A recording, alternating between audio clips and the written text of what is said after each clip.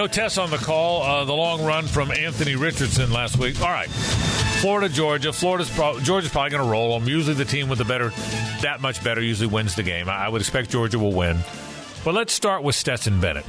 Denny, nobody knows quarterbacks better than you. You really have a good eye for it.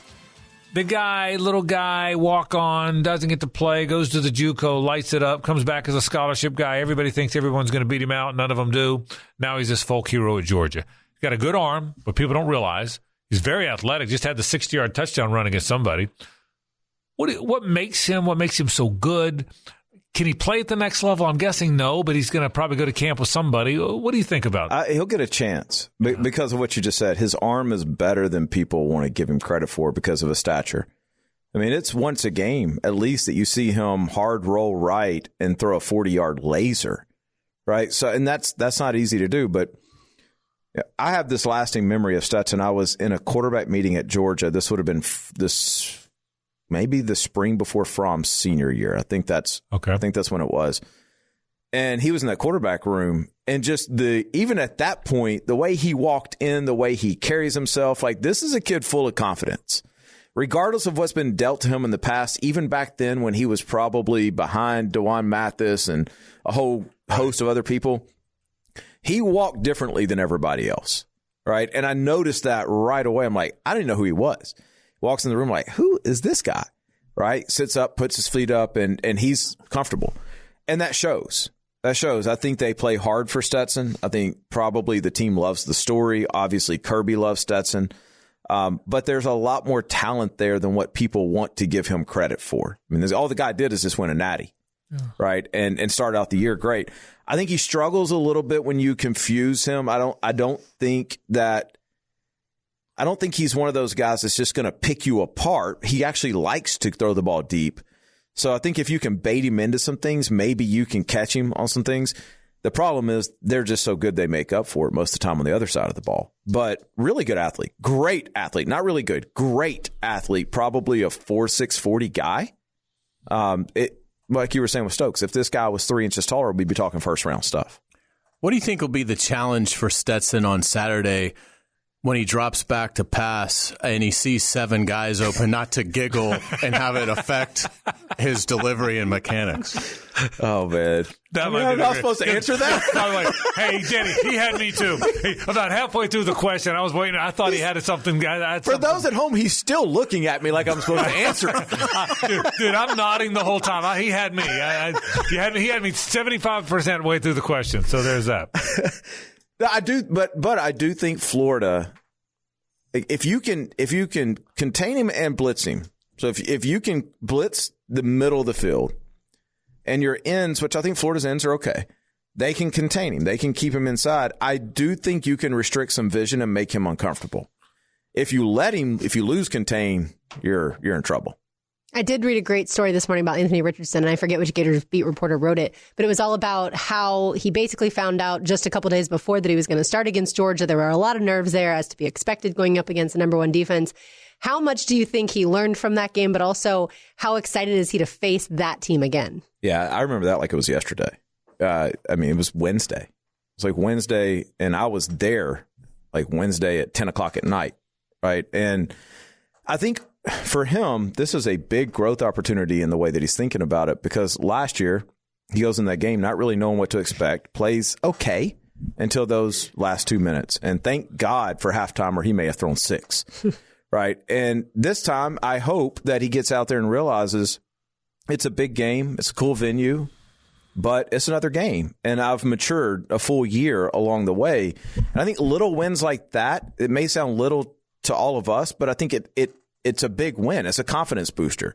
Right now, I'm not worried about what I'm going to see. I'm not worried about the way I'm going to react. I'm just going to play football. And I think Anthony's every single week getting closer and closer and closer to that. And when he hits that point where it's, okay, I'm prepared, but at the end of the day, I'm the best athlete out here, and so I'm just going to go out here and play my game, I think that's when we see the long-term Anthony Richardson that we're all hoping to see. Well, I'll say this to that end, and I thought about this a lot. He is, we all know the story.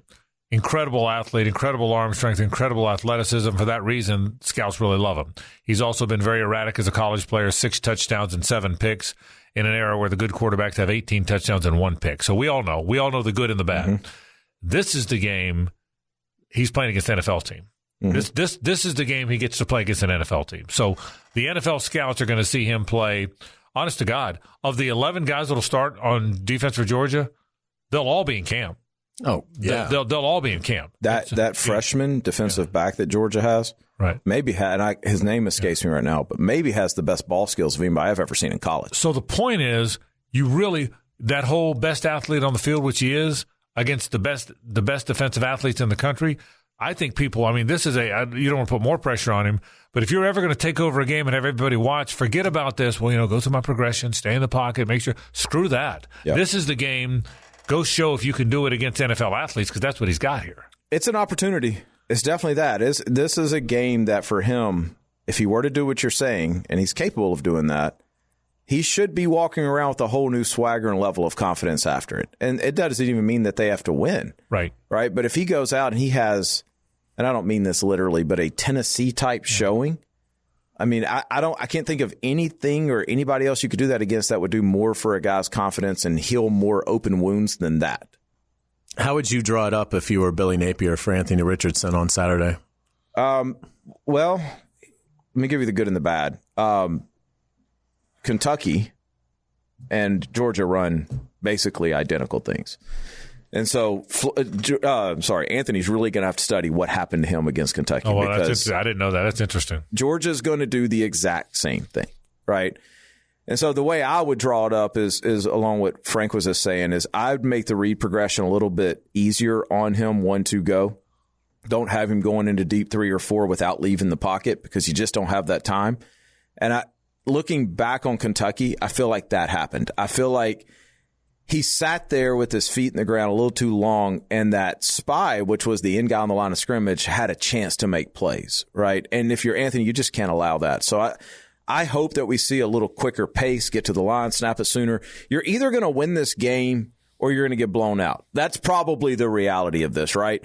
So all the people saying, well, if we snap it fast, we give them the ball faster. Okay, well, whatever. So they score 60 instead of 52, right? But let's try to get a tempo. Let's try to get something going here to where he is in charge and he knows going in that everything rests on my shoulders, very much like Tennessee.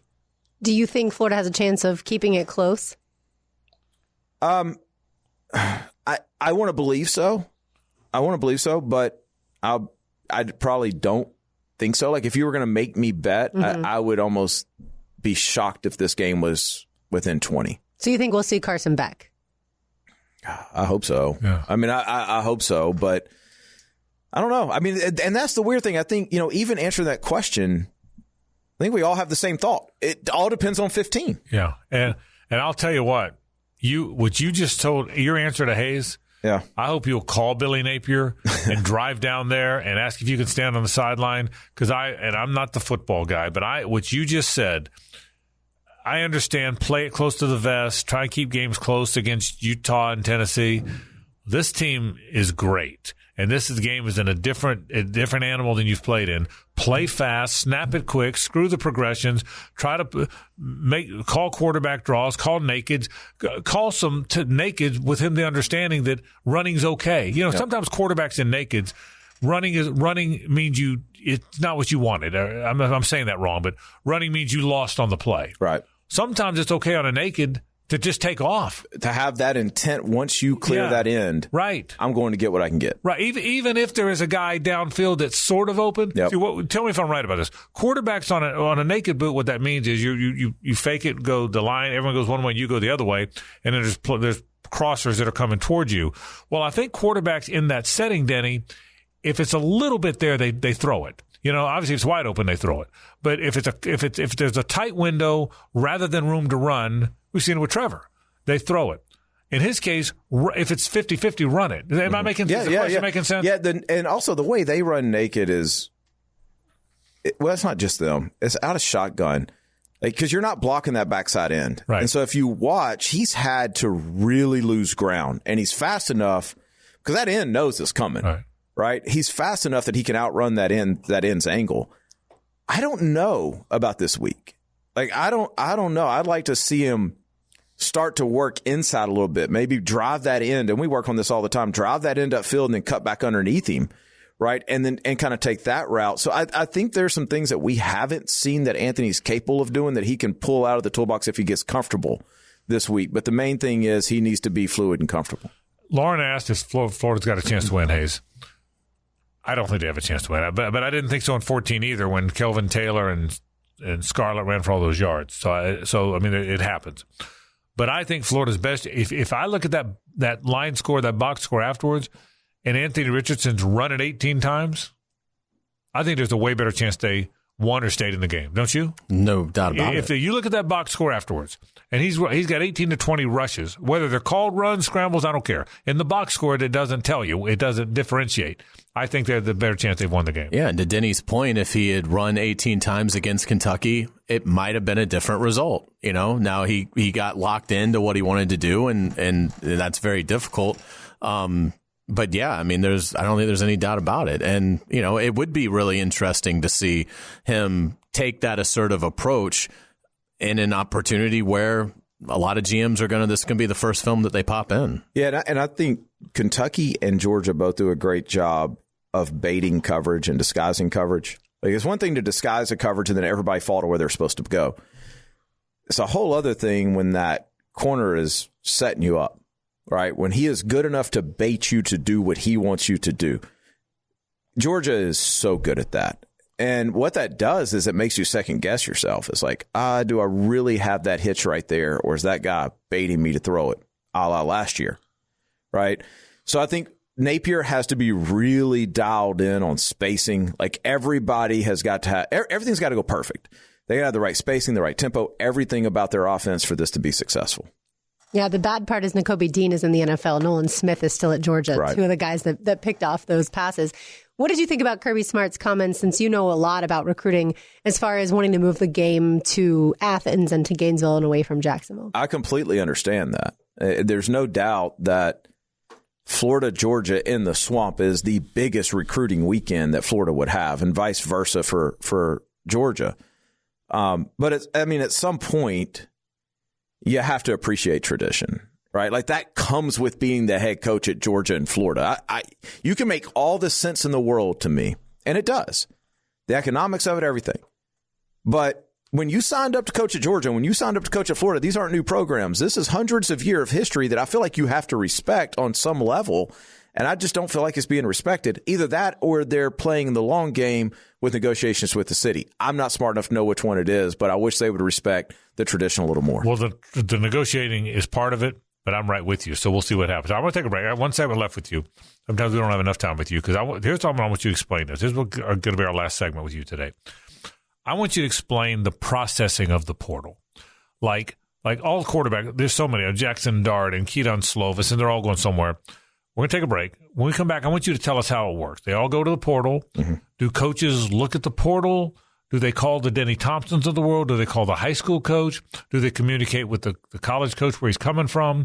Do they try out? It's really interesting to me, because that's the world we're in. Most of the quarterbacks, did we say 57 quarterbacks this year of the 130 were at their second school, I think, something like that? Yeah, it was close to 50%. I think it's like 57 of the 130 are at their second school. Let's take a break. When we come back, Take us through the process. This is 1010XL and 92.5 FM.